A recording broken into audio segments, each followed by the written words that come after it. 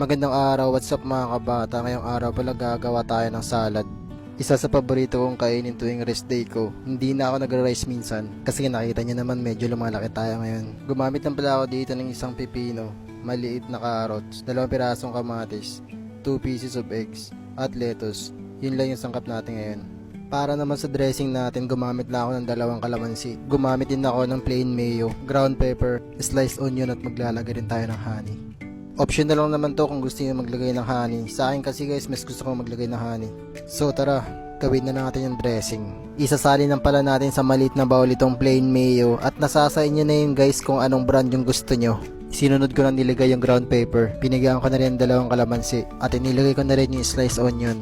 Optional lang naglagay ako ng 1 kutsarang pure honey at oras na para mekos-mekos. Ihalo-halo mo lang yan hanggang sa makuha mo yung tamang consistency. Kung gusto mo na medyo masarsaw, medyo masabaw, dagdagan mo na lang yung cream mo. Pero para sa akin, sapat na to yung 1 sachet. At yun, natapos na rin. Ito na pala guys yung finished product. So ganito lang yung mukha, isinalin ko lang sa bowl at tikiman na. Hindi nga makakaila na nakarami ako ng kain dito. At dahil goods na goods, mas okay to dahil mas maraming benefits. Yun lang. See you next mga kabata.